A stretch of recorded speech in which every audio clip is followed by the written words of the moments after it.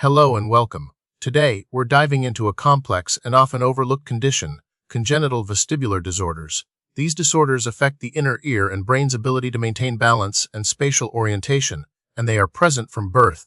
We'll explore what causes them, how they impact individuals, and what can be done to help manage this challenging condition. The causes of congenital vestibular disorders are varied, and in many cases, the exact reason remains unknown. However, some known contributing factors include genetic mutations, which can disrupt the normal development of the inner ear. Other potential causes involve prenatal infections, such as cytomegalovirus or rubella, which can damage the developing vestibular system. Prematurity and complications during birth, particularly those affecting oxygen supply to the brain, can also play a role. In some instances, certain medications taken during pregnancy might be implicated. Research continues to unravel the complexities of these early developmental influences. The pathophysiology of congenital vestibular disorders involves disruptions in the intricate workings of the inner ear and its connections to the brain. The vestibular system, located in the inner ear, comprises structures like the semicircular canals and otolith organs. These detect head movements and gravity, sending signals to the brainstem, cerebellum, and cerebral cortex.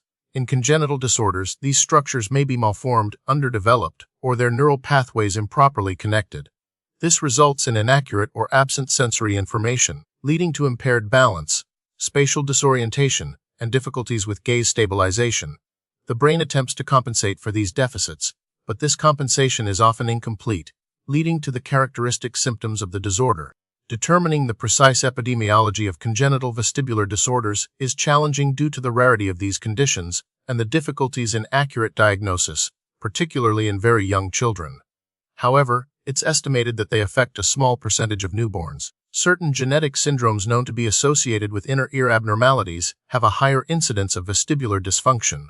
Further, advancements in diagnostic techniques are allowing for more accurate identification of affected individuals, which may lead to revised epidemiological estimates in the future. The signs and symptoms of congenital vestibular disorders can vary depending on the severity of the condition and the individual's age. In infants, common signs include delayed motor milestones, such as sitting, crawling, and walking. They may exhibit poor head control, difficulty tracking objects with their eyes, and a general lack of coordination. Older children and adults may experience persistent dizziness, vertigo imbalance, and difficulty with activities that require spatial awareness, such as sports or driving. Nystagmus, an involuntary rhythmic eye movement, is another common finding. Learning difficulties and developmental delays can also occur as a result of the sensory processing challenges associated with the disorder. Diagnosing congenital vestibular disorders requires a comprehensive evaluation. This typically involves a thorough medical history, including details about the pregnancy, birth, and developmental milestones. A physical examination will assess balance, coordination, and eye movements. Audiological testing helps to evaluate hearing function, as hearing loss is often associated with vestibular disorders. Vestibular function tests, such as videonostography of VNG and rotary chair testing, assess the response of the vestibular system to various stimuli. Imaging studies, such as MRI or CT scans, may be used to visualize the inner ear and brain structures and rule out other potential causes. Genetic testing may be recommended if a genetic cause is suspected. While a single classification system doesn't encompass all congenital vestibular disorders, they can be broadly categorized based on the underlying cause or the affected structures. Some disorders may involve specific malformations of the inner ear, such as semicircular canal aplasia or enlargement of the vestibular aqueduct. Others may be associated with genetic syndromes, such as Usher syndrome or Pendred syndrome, which have both hearing and vestibular components. The severity of the disorder can also be used for classification, ranging from mild balance impairments to profound vestibular loss. Currently, there is no cure for congenital vestibular disorders. However, various treatments and management strategies can help individuals cope with their symptoms and improve their quality of life. Vestibular rehabilitation therapy is a cornerstone of treatment, involving exercises designed to improve balance, coordination, and gaze stabilization. Assistive devices such as canes or walkers may be helpful for individuals with significant balance impairments. Medications can be used to manage symptoms like dizziness and nausea. In some cases, surgical interventions may be considered for specific inner ear malformations. Early intervention is crucial to maximize the potential for adaptation and functional improvement.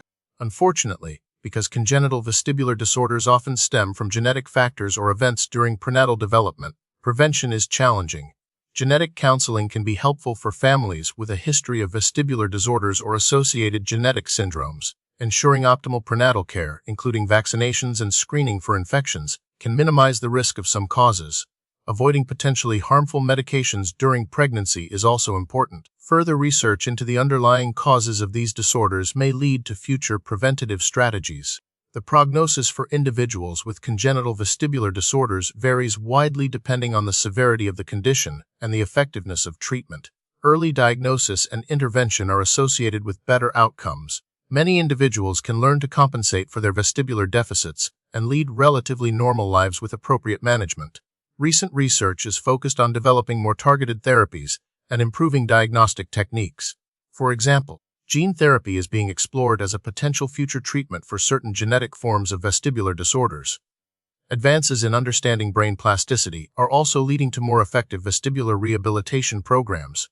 As our knowledge of the vestibular system continues to grow, so too will our ability to help those affected by these challenging conditions. Thank you for joining us.